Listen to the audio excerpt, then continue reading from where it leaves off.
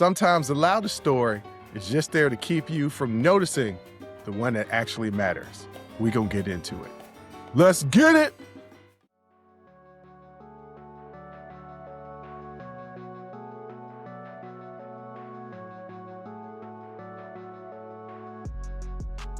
Welcome.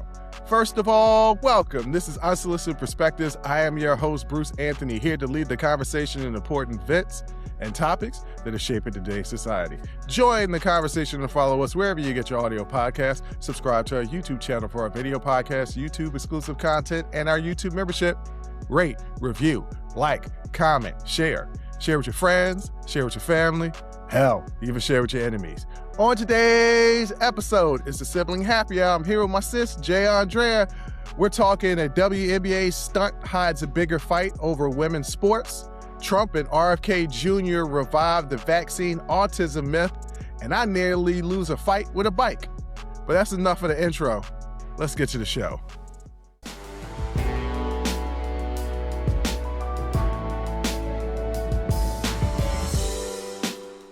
What up, sis? What up, brother? I can't call it. We're going to be getting into some heavy stuff in the beginning. Okay. And I got a story to tell you at the end. But just a little catch up, because nobody really knows what's going on with you anymore, because we don't, that used to be part of our little dilly-daddling. And, yeah. What's good with you? You got a birthday coming up. Birthday's coming up. Yes. So that's about it. You got plans for your birthday? Oh, yeah. Nothing major. Jesus. I'm having dinner with some friends, and then I'm going out to, it's called Rum Punch Brunch. Mm-hmm. So I'll be there as well. So, yeah. It's going to be fun. I'm excited. You should be excited, because it's always fun to celebrate your birthday. I saw something on Instagram. It was a reel about this. I think I sent it to you. Maybe I didn't. Maybe I did. I don't know. About this woman that said people in their 40s, because you're about to turn 42 and I'm 46. People in their 40s, it's like being a middle child. Yes. Yeah. Yes. You're not old, but you're not young anymore. Yeah, that's why they call it middle age. It wasn't really a hot take. The way she broke it down was very interesting. Yes.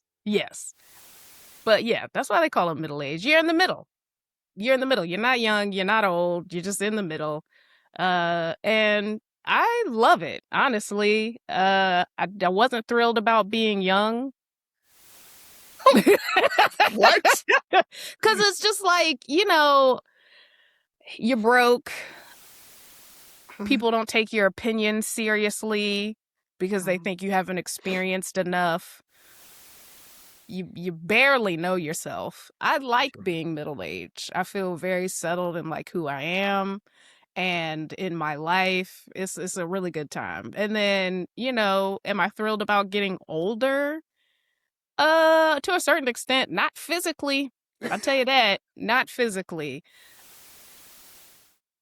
Because you sleep on your neck wrong and your next quarter is ruined. My neck is hurting right now. Yeah. It used to be like, oh, I got a crick in my neck. But by the end of the day, it works itself out. Mm-hmm. Not anymore. So definitely not looking forward to getting older in that respect. But yeah, I love being middle-aged. I've recently, and a couple of people have pulled my card on it. I've recently been saying, I'm almost 50, which is technically true-ish. You're closer to 50 than 40. So, right. Yeah. Right. I'm closer to 50 than 40. And so, but I say it oftentimes to try and get out of stuff. Mm-hmm. Like, you trying to go do this? Man, I'm almost 50 years old. Yeah, I'm almost 50. I'm not doing that. Oh, I do that all the time. Yeah. But I'm not, but somebody pointed out, but you're not 50. I said, almost is different than like couple and few. Right? Yes. Almost doesn't have a definitive number that's associated with it. Couple is obviously 2, and few I think is 3, but you can 5. say, you can say few or more. Yeah. But it almost is just, hey, almost. I'm almost. Almost. Almost. It's It's almost all right in basically here. Almost. I consider almost, if you're closer to 50 than 40, then that's almost. Like Yeah. that's almost. The- I've always liked every age range that I've ever been in because Oh, it's just I've never. no, I'm I like, this hated is being a fun. teenage girl. Yeah, it's probably a little different than being a teenage boy. Yeah, Yeah. definitely hated it. Yeah, you just hate everything and everyone. And you just have this horrible attitude, and you just and it's like almost like an out of body experience. I'm like, why am I so damn sassy today? And I can't, and it's just because you're a teenage girl.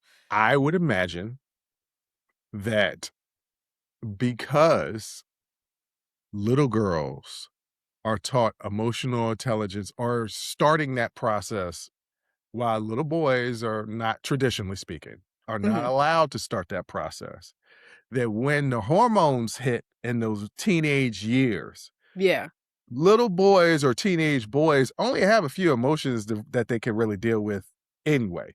yeah, Whereas teenage girls are developing even more emotional intelligence at the same time going through hormones. yes.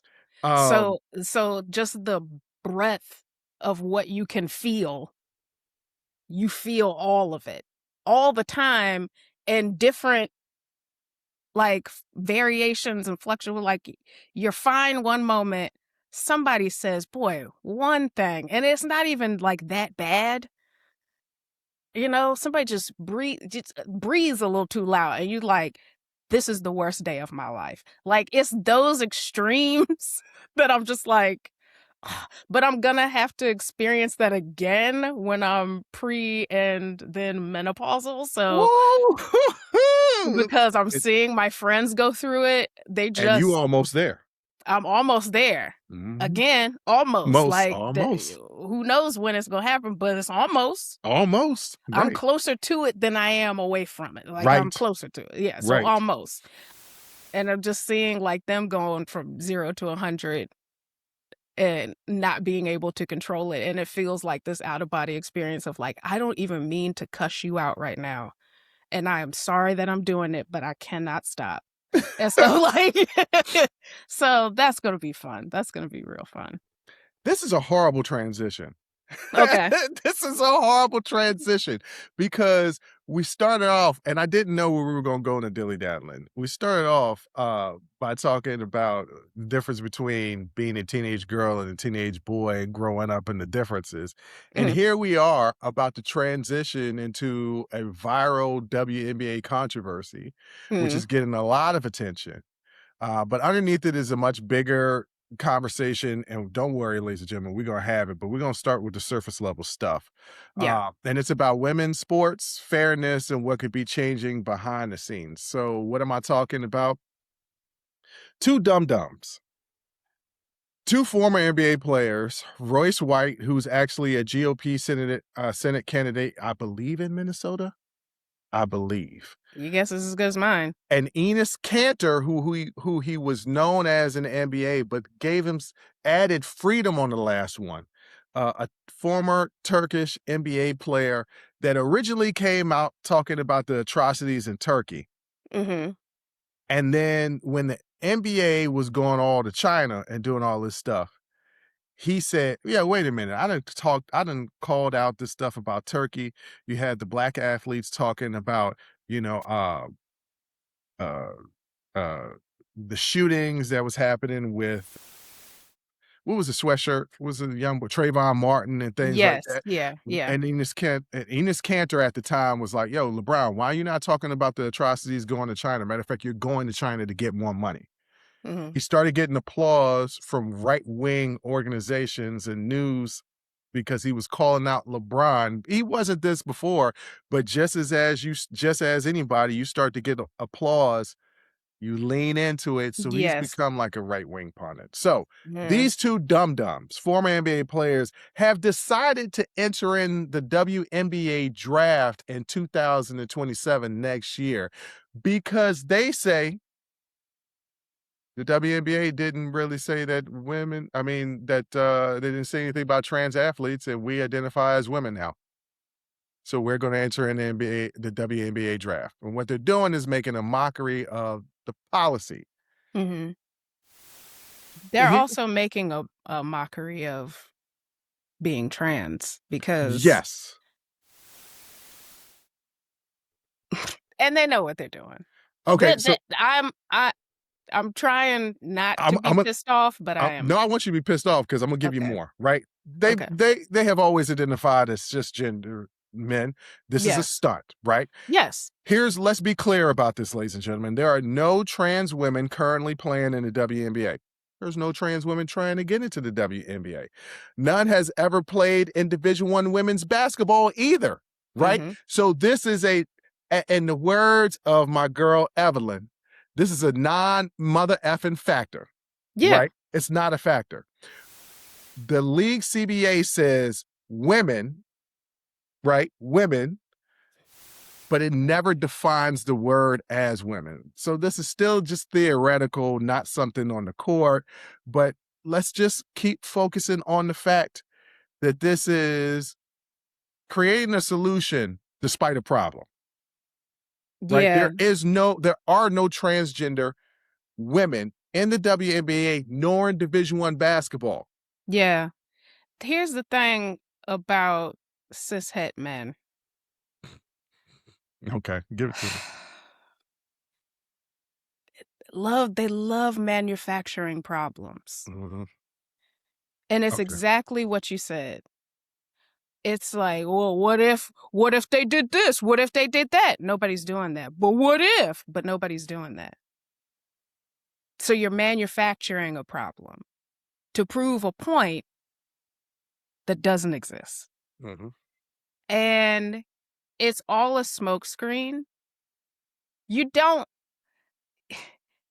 care about this. And that's the thing that pisses me off the most about it is you don't care if there are or are not trans women in the WNBA or Division I basketball. You actually don't care about it at all. You actually probably don't care about the WNBA or Division I women's basketball. So you're trying to prove a point about something that doesn't exist to no one because no one's asking for it. And also, who cares? You don't, and we don't. And if anybody is talking about this as if they do care, why? Why do you care? Would it be unfair to women? Oh, now you care about fairness to women? Y'all are a trip. Hey, if you really care about fairness for women, I have a laundry list of stuff that you could get into. We could start with the wage gap. We could start with women's bodily autonomy. We could start with that. If you really care about unfairness to women, shut up. Like, shut up. And it's so tired. Like, y'all want to be disenfranchised so badly. You want to be disenfranchised. You want to be oppressed. You want to be the victim so badly. Because that is literally the only thing that separates you from everybody else. Okay, you must be speaking to cis white men right now because I'm a cis black man and I have been oppressed. Yeah, that's who I'm talking to. Okay, all right. You just said cis men in the beginning, but because the two men, Royce is black and Enos Cantor is Turkish. No, the idea of manufacturing problems, that is just cishet men in general. Okay. Because what do I hear all the time? Man, if a gay dude ever pushed up on me, they never have and they never will. Do you want to know why? Because you ugly. Okay, if they're ugly, because gay men have pushed up on me, but I don't really. Yes, you're attractive. This is different. I don't really get offended by it.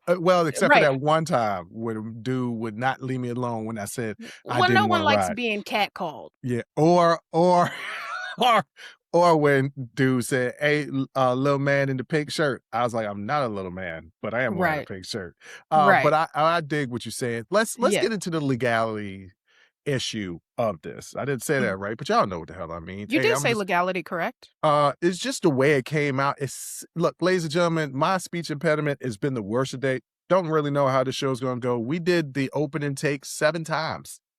So, hey, so there was a a legal case that was decided by the Supreme Court 6-3 on June 30th, 2026. It was the West Virginia versus PBJ, which basically stated that states can define school teams by biological sex.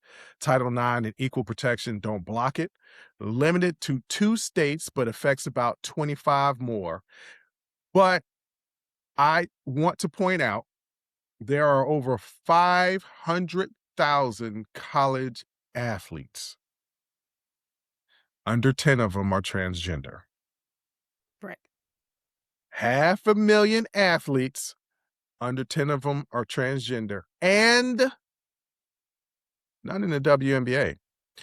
But when Sophie Cunningham was asked this question, and we talked about it a couple of weeks ago, she said she just wanted to protect girls, and there's been this big hoopla over it, and then Royce and his Cantor have jumped in on that. That's where all this is coming from.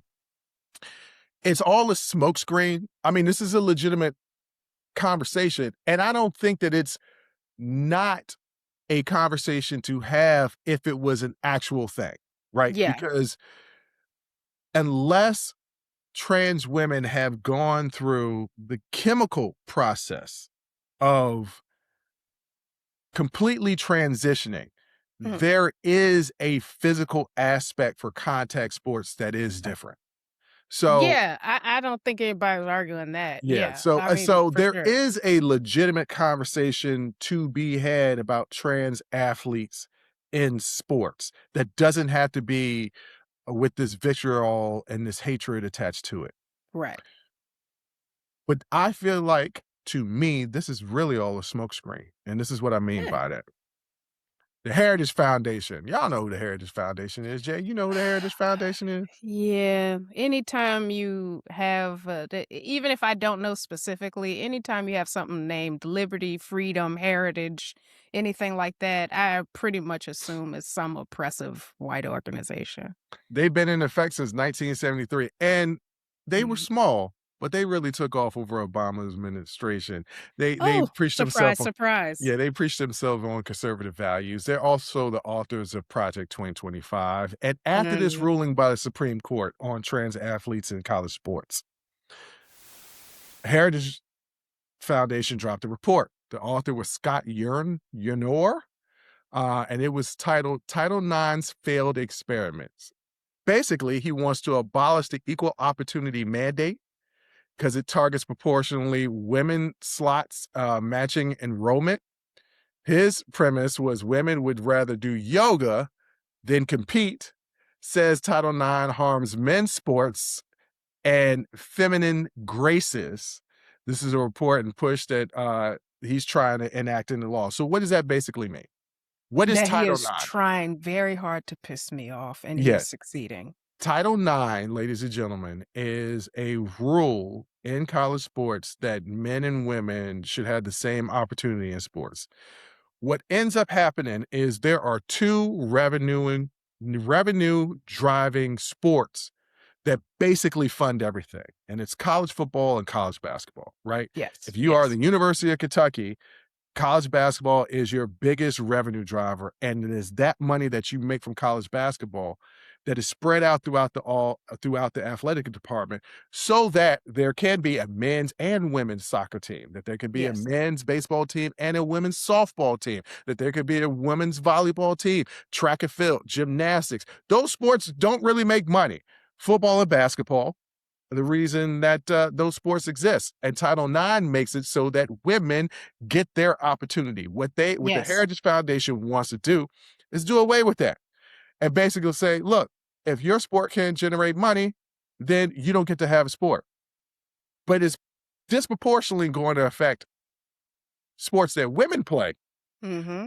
And they really want that because they want women to go back to being, you know what, go to school, become a nurse or a teacher, graduate, maybe you get a job, but be a stay-at-home mom and take care of the kids. That's really what it is. So behind this whole backdrop, But also it isn't, right? Because we also have research that says that men want their woman to also be a financial contributor to the household. Yeah. Well, So let's put it this way. Men in the Heritage Foundation, men that are associated with the Heritage Foundation, got a lot of bread. So they don't really yeah, want their woman to contribute to the household. And there's yeah, a lot of men who don't, because they like having the money and the power and the that gives them control. control. Yes, Um, yes. they want to push it back. This is why this pisses me off. The whole women would rather do yoga and something about feminine, whatever the hell. Women athletes have literally been fighting for equity in athletics this entire time. This entire time. They've been fighting for visibility. They've been fighting for access to resources. They've been fighting for the marketing, everything, right? They've been fighting for these things, equal pay, or Mhm. at least a living wage. You know, like the U.S. women's soccer team is a good example of this. They bringing home gold and the trophies and everything, and not making nearly what the men are making. Right? And so they had that whole so when you talk about, well, women don't want this, please do me a favor and close your eyes and walk toward a flight of stairs. Because you're are you that out of touch, or are you purposefully doing that? Both are bad. Mm-hmm. Both are bad. Both either you literally have no idea or you're purposefully mischaracterizing women. And it pisses me. Yoga. Yeah.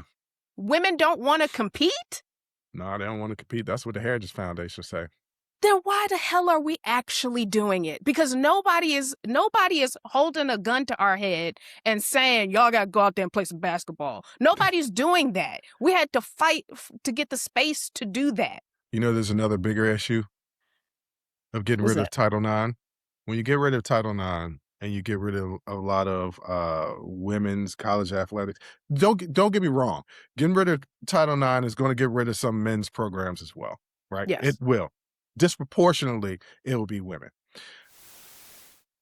What Title IX did was open up college to a lot of women who might not be able to afford college, might not be able to go to college. That they Yeah. would get a full ride. So it Yeah. changed families, it changed fortunes for not only women, but also some of those women that are extra minorities, like Black women. Mm-hmm. And what Like is Black queer women. and what is the WNBA made up of primarily? Black queer women. I don't know if it's primarily, but Black women. And queer women. Black and queer women. Yes. So let's strip the politics out of it, because it's all noise. When you talk about what these two idiots are doing in the WNBA, it is literally trying to take up space in a woman's sport. Yeah. And when you talk about trying to strip away Title IX, it is literally taking something else away from women where these men aren't affected, right? Yes. And everybody is benefiting from Title IX, both men and women. Yeah, everybody benefited from affirmative action. Everybody benefit if you. I say it damn near every other episode. Mm-hmm. If you focus on the most vulnerable populations in your society, uplifting that, it benefits everyone. Yeah. Because if the most vulnerable people have access to resources and the things that they need to not just live, but to thrive, then everyone does. Yeah. But if you look again at the world like it's a zero-sum game, and if I get a piece for me, then that's taking a piece away from you, then it results in these kinds of policies that disenfranchise whole communities of people, including 51% of this population. Mm. Ladies and gentlemen, basically what I'm trying to tell you is don't fall for the banana in the tailpipe, because that's what they're trying to do to you.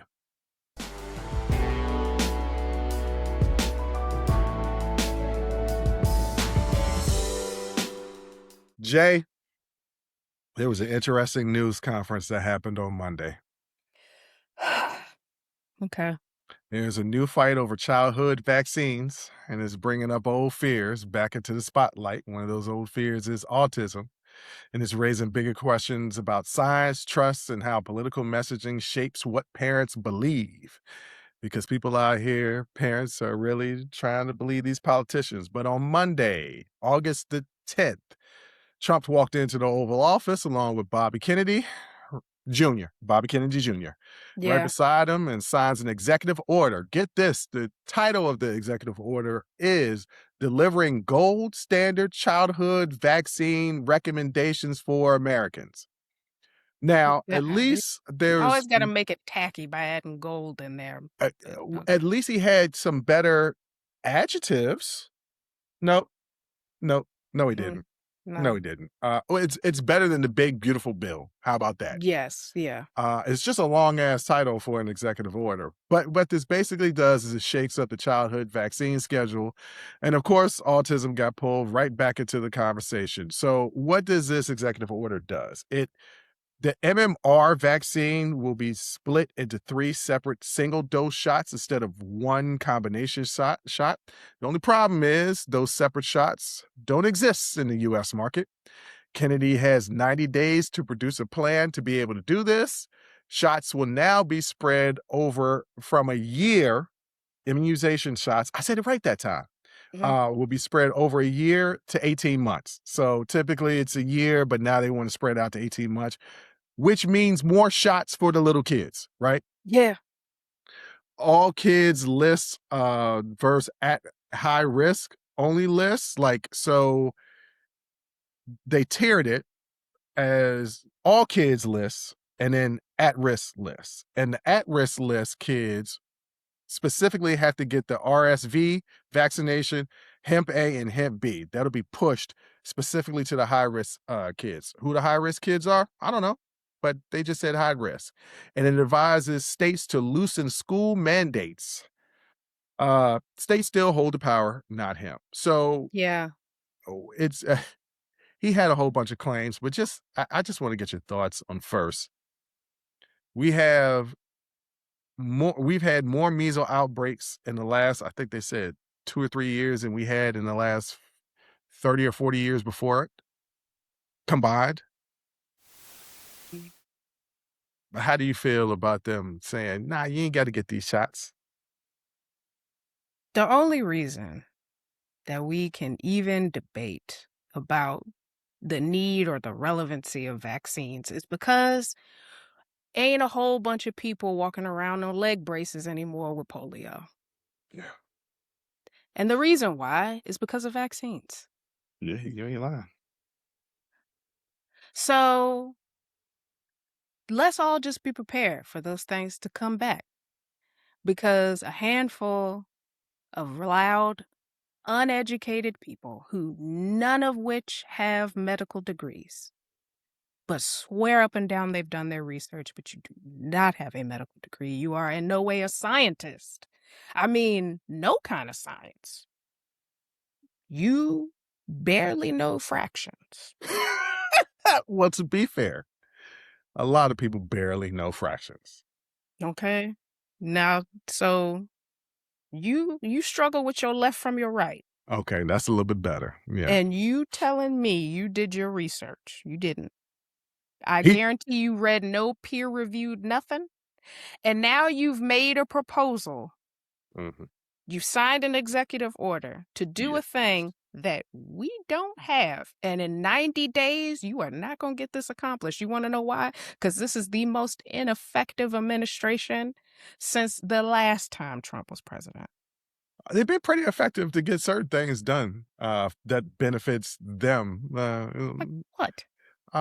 Well, you know, ICE is still funded and still running the streets. All right. He did pull money from the tariffs. I don't know where it is, but yeah, they done he got us in a what? war. He did do that. He's Ye- decreased our stockpiles. But this Yeah. is more than the conversation of that, right? So he's in the Oval Office he's signed this executive order, and then they start asking questions. And That's the worst thing you can do it because he really does truly not is. have answers. Neither one of them do. They're So, both two people that I am sure, again, not a doctor, mm-mm. but are possibly suffering from dementia. Well, Trump, I don't know if Bobby is. Even though he had He the had shakes. brain worms. Yeah, he has the shakes. So Trump claimed that the kids are required now to have 72 jabs. That's what he called it for kids. That's not the truth. He That's called it. absolutely not. It's not the truth. He called the MMR shot quite lethal and explosive. No. Those are How is it explosive? Yeah. No, he said that the vaccines total the amount of a soda bottle and they pour it into a baby. They just pour all that soda bottle vaccine No, into a baby.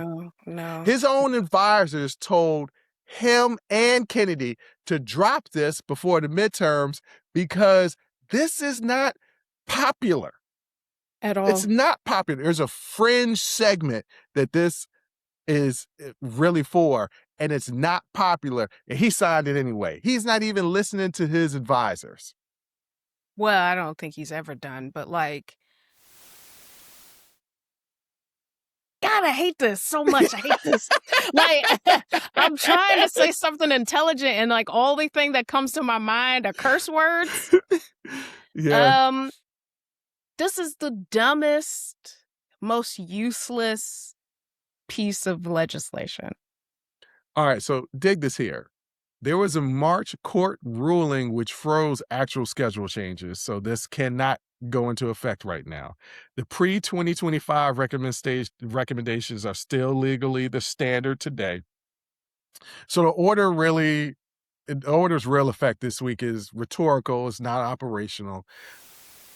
But it's confusing the hell out of a lot of people, which is what they want. Because people are talking like, yo, did my pediatrician change? And I'm like, no, why would your pediatrician, why is that? Like, I'm not a parent, but why would your pediatrician change? I'm not. I don't think you need to be a parent to understand that this has no impact on your pediatrician. And once again, to bring it back to why I originally brought up this topic is because they tied it to autism. They said that these shots are leading to autism. Robert Kennedy has been quoted, and I'm paraphrasing this quote, ladies and gentlemen, as saying, "You have seen as these immunization shots, as you develop more immunization shots, the levels of people getting autism or being diagnosed with autism has risen." The diagnoses, yes, because we, through science, continue to understand more and more about neurodivergency. That does not mean there are more autistic people. I do not believe that that is the case. I think there's always been autistic people, but we didn't know what autism was, and we had very rudimentary understandings of science and medicine in those times, and those were just people that we would lock away. We would call them insane, and we would lock them away. Mm-hmm. But as time goes on, and we increase our understanding of different ways of being, right? We understand more and more people are being diagnosed. That doesn't equal more people having it. It's just we're recognizing the diagnosis now. Think of how many people died of cancer before we knew what it was. Mm-hmm. Okay, you're talking about beings who used to think that you could attach leeches to people or bleed people in order to cure illnesses. All right, Jay, let's get to the science part of it. Okay. This can't be debated, right? This has completely been debunked about this link of these vaccines to autism, right? This is not a debatable issue. This is not a both sides science type question. The link has been tested for the last 25 years and it keeps coming back empty. But where it all started was in 1998. A British doctor named Andrew Wakefield published a study claiming the MMR shot caused autism. The whole modern panic traces back to this one paper, and it was built on just 12 women, 12 students. 12 children. Mhm. Not 12 women or 12 students. It was They 12 might have been children. students. And they might eventually become women. But at Yeah. this particular study, it was just 12 children. Mhm. Dig this here. It was a fraud and it was retracted. The paper was pulled from scientific record because investigators found fabricated data and financial conflicts he never disclosed. He was getting paid in connection with the research. This was not an honest mistake. He was cooking the books. Yeah. He lost his license. After the fraud came out, Wakefield lost his medical license. The man who started the whole thing can't legally practice medicine anymore. Mm-hmm. So, But you know what people who these truthers would say? Well, they just trying to shut down the truth. They're and, trying to silence the truth. and as No. Black people, there is a bit of truth in situations where people were speaking the truth and was being shut down by the government. There is truth Yes. in that situations like that have happened. Yes. Not this mofo. No. And also, there is no single source of truth, right? America is not the world. Scientists, doctors from all over the globe are studying autism, trying to, I mean, we know, that it is hereditary, but a single call, like everybody's working on it. Mm-hmm. Okay. And if they're all like, yeah, we looked into vaccines, it's not the vaccines.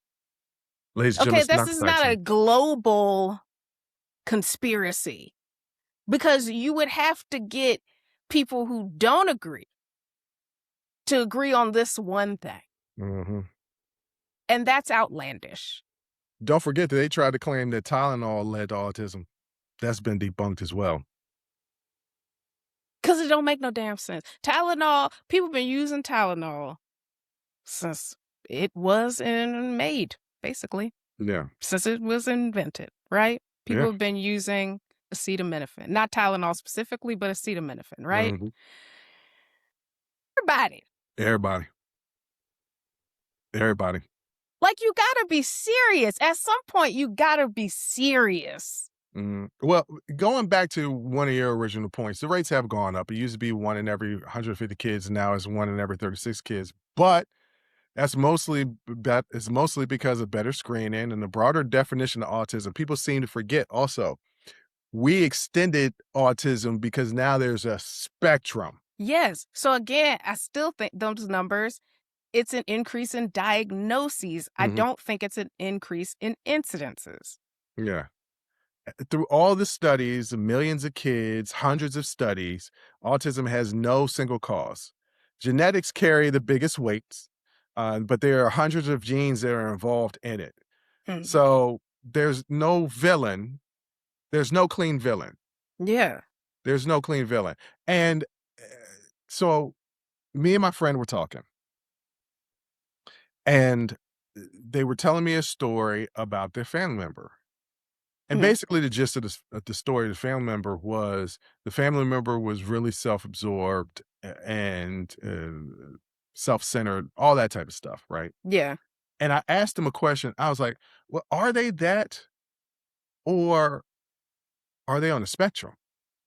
And they're like, oh, I never actually thought about that, because I know a lot of people that are on the spectrum and they're just oblivious to other things, not purposefully. Yes. They're just It's not self-centeredness.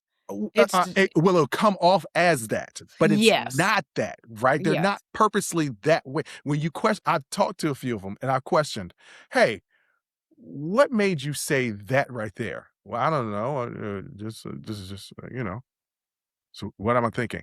Yeah, no, what are you thinking in this moment? I don't know. Yeah. Like, why are you asking me these questions? Because I'm trying to understand why you think it's appropriate to say that particular thing, like you're the only person that's in the room. Yeah. Oh, well, I am here. Yes, but there are other people. Do you see them and notice? I mean, of course I see them. Do you acknowledge them? I don't even know. And they can't explain it. It's not deliberate. They're not deliberately trying to be mean. There are people throughout history who you could be like, that you've come across with, and you'd be like, man, this person is just the only thing they think about is their self. And because autism is a spectrum, and that's one of the signs of autism. They're probably just stuck. Their head is wired a certain way, Mm. and they can't see everything. And we need to have more empathy. Now, you know the difference between somebody who is, if you sit down and think about it, you know the difference between somebody who is deliberately Right. only thinking about themselves and people who were just oblivious. And we would call them certain things like they were ditzy or an airhead. Maybe, Yeah. or maybe they were just on the spectrum. And that's the reason why you go from 150, 1 in 150 to 1 in 36. Yeah. It's not because we're doing more immunizations. It's because our understanding of how neurodivergent people present, our understanding of it has expanded. That's it.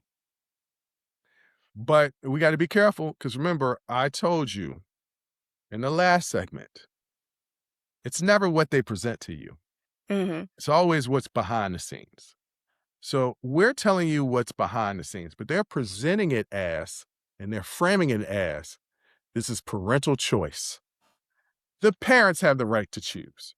And don't get me wrong, it's your kid. Yeah. There should be some parental choice of certain things, but stay in your wheelhouse. When they do, I get annoyed being a former educator or somebody who studied to be in education, when they give parents a voice in what their children learn. Because I know you don't know how to properly prepare your kid as far as an education is concerned for the future.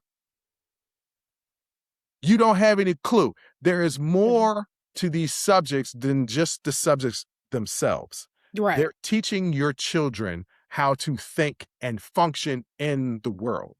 Right. Even complex things, you say, well, I never used calculus. I have never used calculus. But the problem solving I use every single day. Yes. You have no idea because you haven't gone through the program to learn why it is that we do these subjects.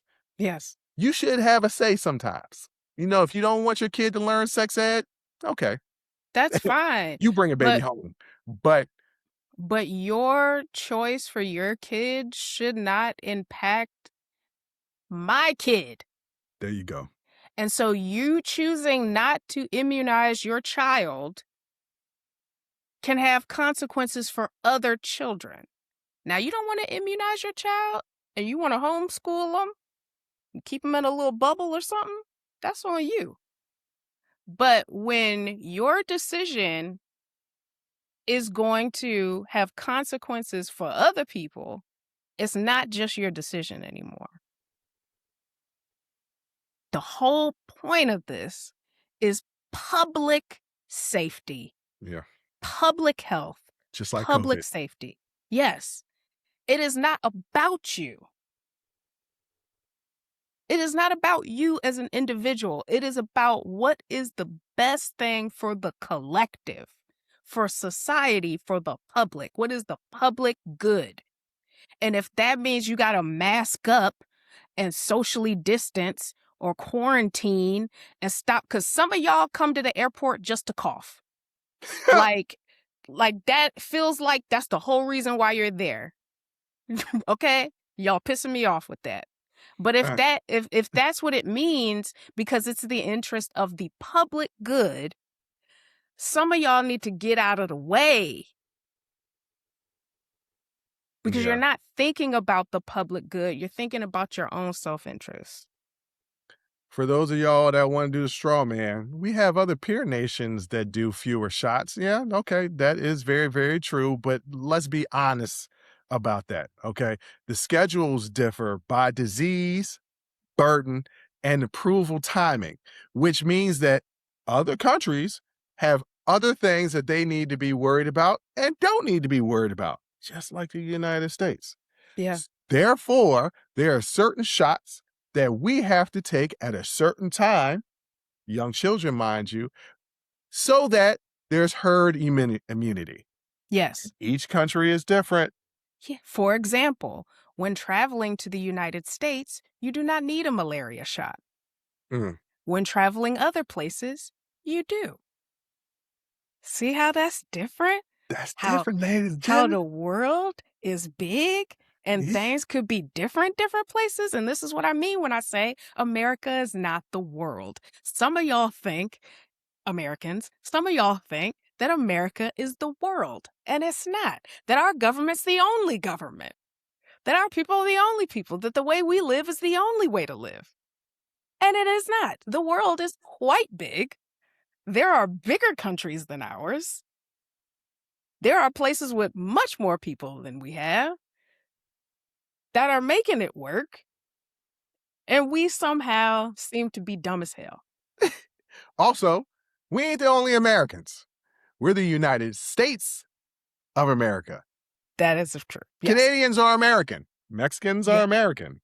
Yeah. All of Central and South America are American. It's America. Just in case you guys forgot. And when you go, they say you're in America. Right. And that you're traveling there from North America. There you go. Yeah. Another straw man are injuries from vaccines. Let's not act like there aren't injuries from vaccines. There are some times where kids or adults are given vaccines and something happens. Yeah. Very, very rare. A system tracks it and keeps on top of these type of situations. So yes. That's why you sign a waiver. And yes. if you ever read it, it can let you know about potential side effects or contraindication, co-indications or anything like that. It'll let you know about the particular complications that could potentially arise when taking a vaccine, but y'all don't read it. Y'all just be signing it and moving on with your life, which is fine, but you have to sign a waiver. Yes. And once again, I have to say it as a Black American, there is a reason to distrust science. We're talking about Tuskegee. We're talking about forced sterilization and the everyday dismissal of Black pain. I don't want to make it a racial issue, but we as Black people, me and my sister, and those in the audience, understand a mistrust of medicine. It's not medicine. It's not science. It is the application of those things. And that was the point I was going to make. You took the words right out of my mouth. So sorry. No, that's all right. That's the reason why we're a team on this one. That's that's the reason why it's the sibling happy hour. You knew exactly where I was going to go without even us knowing where I was going to go. It just works. It just works. So, yeah, and by the way, when it comes to autism, Black people should be up arms over everything, right? When it just comes to diagnosing autism, because Black kids are 3 times less likely to be diagnosed with autism. No, Black kids, it's a behavior problem. Yep. Yeah. So we are the ones that really have to be up in arms, but even we understand it's not caused by these vaccines. Yeah. We trust the science. Like my sister said, we don't trust that application. So this is another thing, just another dumb thing from the Maha movement. I swear to God, these two idiots is going to set us back. They wanted to go back to when America was great again, whenever it was. I don't know when they were talking about. They must be talking about when polio and measles was running rapid. And and Typhoid Mary and all of them. And people just had cavities every day and was missing teeth. I don't want to go back to that and was barely washing. Did they even have washcloths back in the time that they was making America great? I don't know. I don't want to go back there. No. Anyway, ladies and gentlemen. Don't. Yeah. Anyway, ladies and gentlemen, it's been kind of heavy. We're going to get into a story about something that happened to me yesterday, and we're going to get into it next.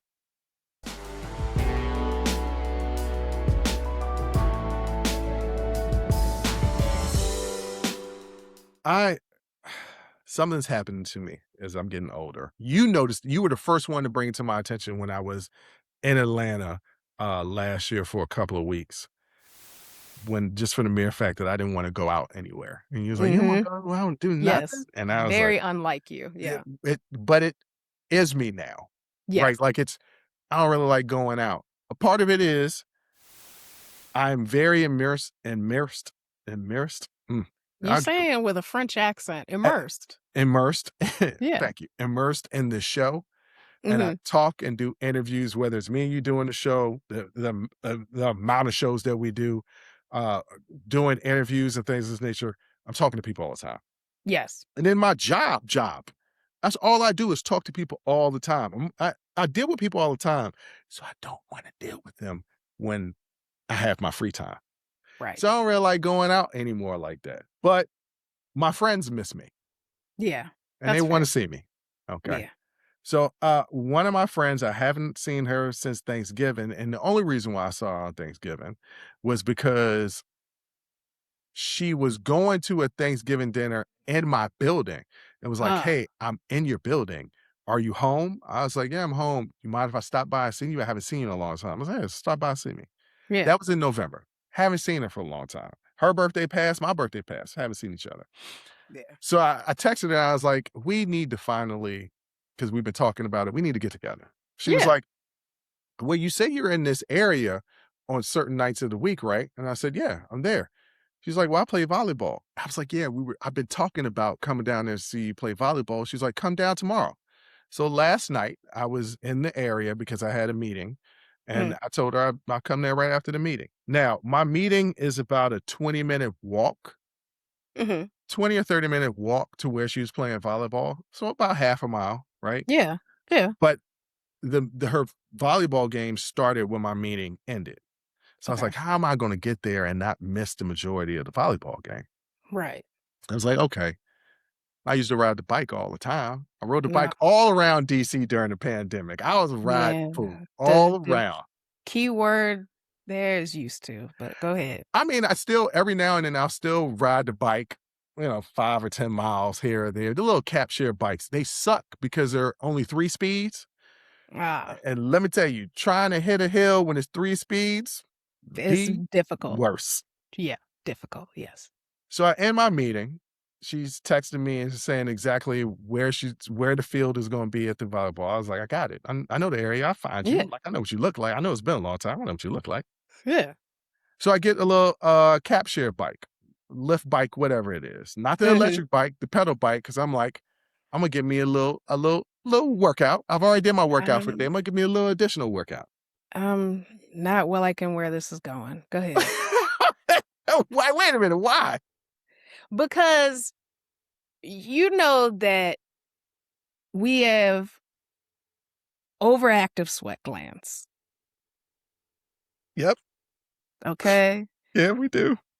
And so you have the brilliant idea of not biking home, which would be fine, but to somewhere to meet someone, and you did not get the electric bike.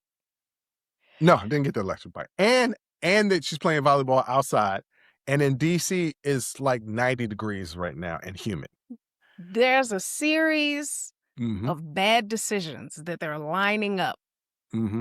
Yeah. Okay. It gets worse. It gets worse. Okay. Yeah. So I go to get the bike. It's a cap share bike, but you can get it through your Lyft app, Lyft and Uber. It has if you look at your little Lyft app, ladies and gentlemen, there's a bike on there. So you go, you scan it. I do it all the time, right? Get the bike, try to get the bike, pay for it. It buzzes, then release the bike. Okay. The Lyft app tells me there's something wrong with this bike. Choose a different bike. What do you think I decided? Let me guess. What do you think I decided to do? Let me guess. Because here's another thing that I know about you might not know about yourself. Okay. In addition to being meticulous, that was a new thing that you didn't know about yourself. Right. You are also stubborn over the dumbest things. I am. There was no reason why you should not have heeded that warning, but I already know you didn't. I didn't. I did not.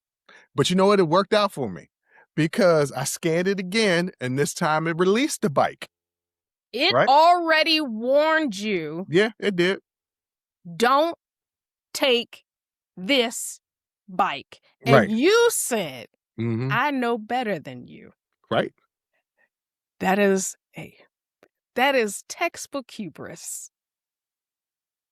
I have often said that I suffer from hubris, okay? Often, so I know this. So, jump on the bike, start pedaling. To get started on any bike, I'm doing the stand up because I'm a heavy guy, right? Yes. So to get it going, I'm not sitting down and starting the pedaling. I'm Yes. standing up to try and get it going, and then I sit down. Yes. So I stand up, get it going, and I sit down, and the seat immediately falls down. So you know how you can adjust the seat high or low? I have to bring it high because I'm a big guy. The app already told you, do not take this bike. Right. I just want to reiterate that. I need the audience to know that you are stubborn about the dumbest things. So because were there other bikes? Plenty. I know there were. Plenty of bikes. One right next to it. Yeah, I know there were. Mm-hmm. I knew it. Yeah. And you said, let me try again because I know better. Well, it gets worse. So I tried to adjust the seat. Pull it up. Set it. Tighten it. Good. Get back on the bike.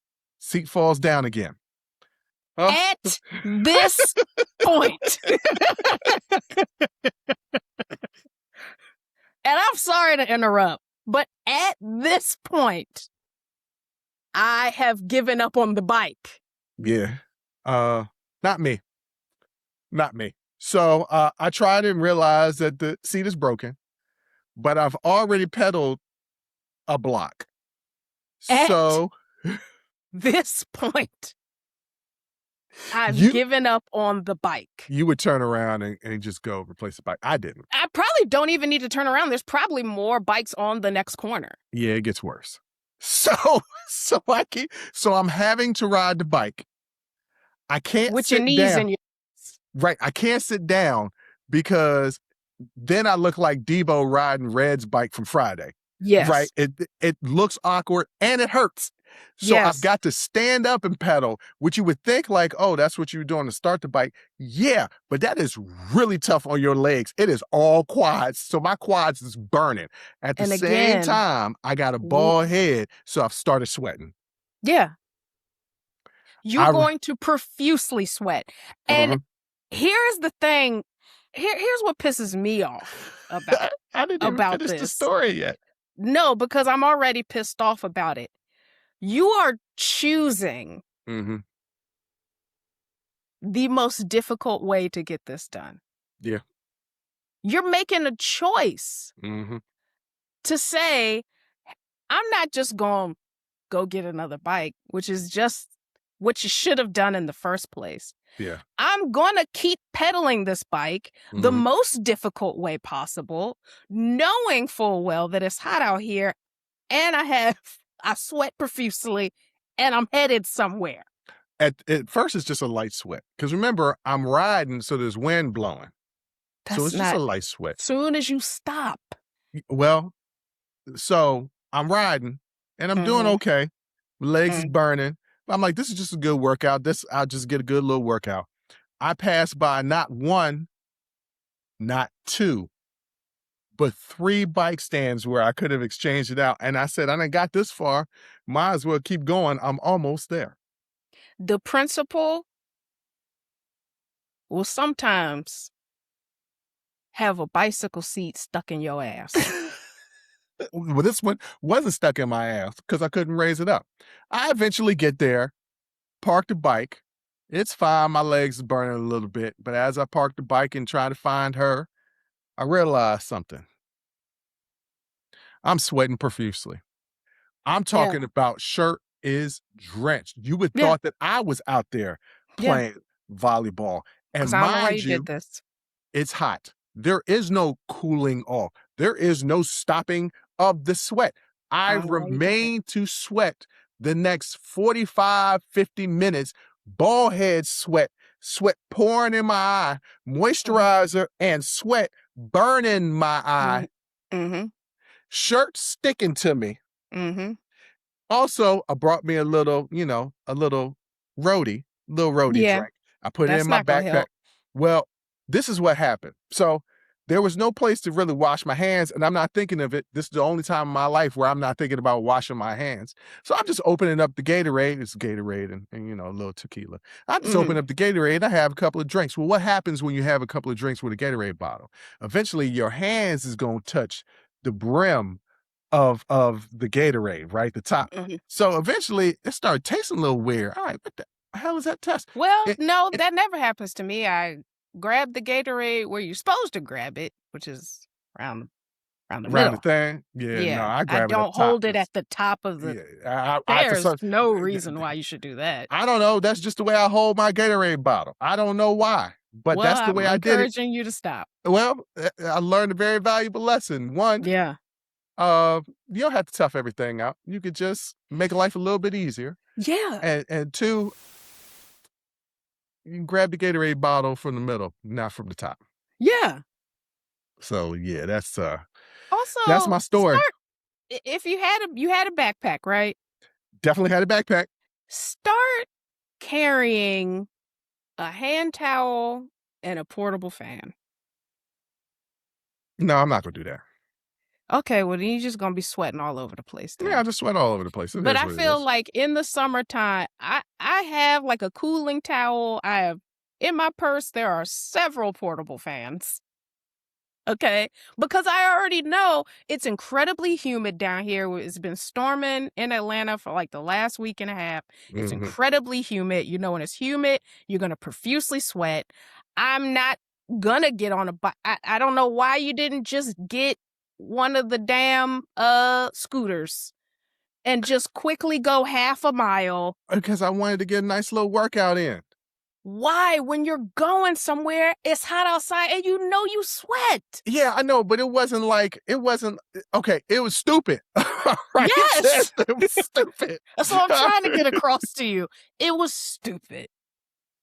Yes, I know this. You ain't telling me something I don't know.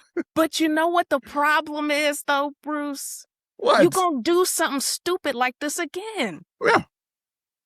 Yeah. You're going to make a similar decision. Yeah. Because you're going to talk yourself into doing something the most awkward and difficult way possible. Yeah. If it ain't hard, then it ain't worth it, I guess. That's a terrible expression. You really live by no pain, no gain. And it really, you don't. You don't You know have what? to. It all worked out though, because I got to see my friend. She was really happy that I came down there to visit her. I was just a little sweaty. I had a How's little that bit working out? because it worked. I mean, because I still got to go see her play volleyball. I got there You early enough. could have did that on one of the scooters or the electric bike. The end result still was good. The journey to get there was dumb. Huh? No, you just got there. Like you made it to your destination, but the end result was not good. You were sweating for 17 hours straight. It was 17 hours. And But then the only liquid you had on you had tequila in it. So you're not even getting any of it back. Tequila-and-Gatorade, okay? Come on now. Them electrolytes got burned up in that tequila. Ain't no electrolytes in that. Jay, what do you want to tell the people before we get out of here? We're going to stop ragging on me. I just want to tell a story about a defective bike, and then all you did was talk about defective Bruce. Yeah, because it goes into my larger point. Okay, what's your larger point? Sometimes y'all be doing dumbass things. Yeah. And I encourage you to stop. Well, for me, before we end, there's something connecting all of these stories that I keep coming back to. We live in a time where getting attention is almost more valuable than telling the truth.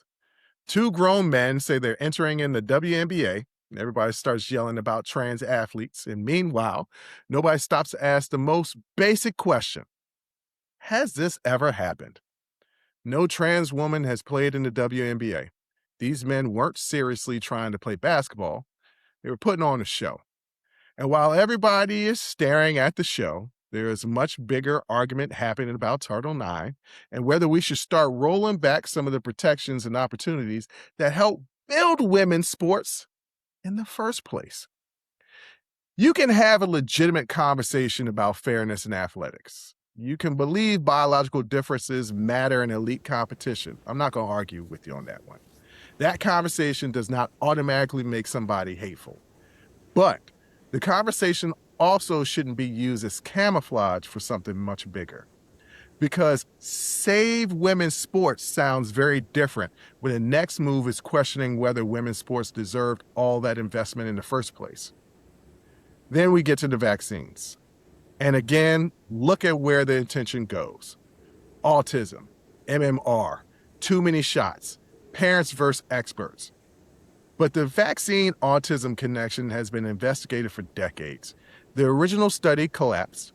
Researchers studied millions of children. The evidence did not show the connection people keep being told exists. And I understand why distrust hits differently in Black communities. Our distrust in medicine didn't come from out of nowhere. There's a history behind it. There are people alive right now who have experienced being ignored, dismissed, undertreated, and not believed. So I'm never going to tell people to shut up and blindly trust institutions. But here's the uncomfortable part people don't want to talk about. Just because your distrust has been earned doesn't mean everybody trying to use that distrust has earned your trust. Let me break that down again for you because it seemed like you didn't get what I was saying. I did not. Just because your distrust has been earned does not mean everybody trying to use that distrust has earned your trust. Meaning that, yes, Black people have earned a distrust in medicine, but the people trying to sow on that distrust, they didn't earn our trust at the beginning. Because while we're being told to fear vaccines supposedly causing autism, Black children are still more likely to have autism missed, diagnosed late, or mistaken for a behavioral problem first. That's the part I don't want to lose. Sometimes the danger isn't just the lie. Sometimes the danger is what the lie gets you to stop looking at. And maybe that's the lesson for today.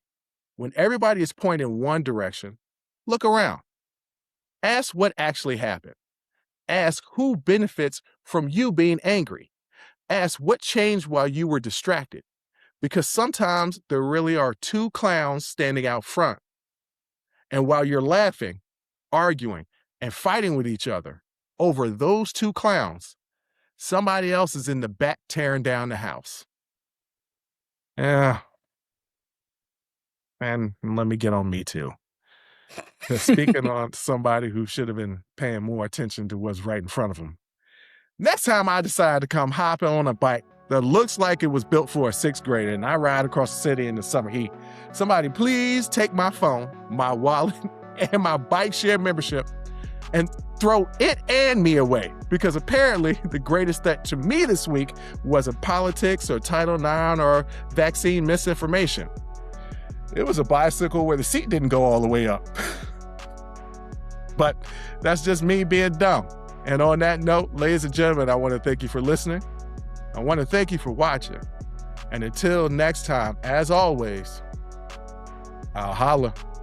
Woo! That was a hell of a show. Thank you for rocking with us here on Unsolicited Perspectives with Bruce Anthony. Now, before you go, don't forget to follow, subscribe, like, comment, and share our podcast wherever you're listening or watching it to it. Pass it along to your friends. If you enjoy it, that means the people that you rock will enjoy it also. So share the wealth, share the knowledge, share the noise. And for all those people that say, well, I don't have a YouTube. If you have a Gmail account, you have a YouTube, subscribe to our YouTube channel where you can actually watch our video podcast and YouTube exclusive content.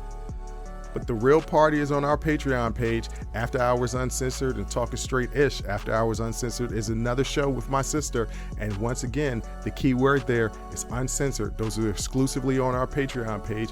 Jump onto our website at unsolicitedperspectives.com for all things us. That's where you can get all of our audio, video, our blogs, and even buy our merch. And if you really feel generous and want to help us out, you can donate on our donations page.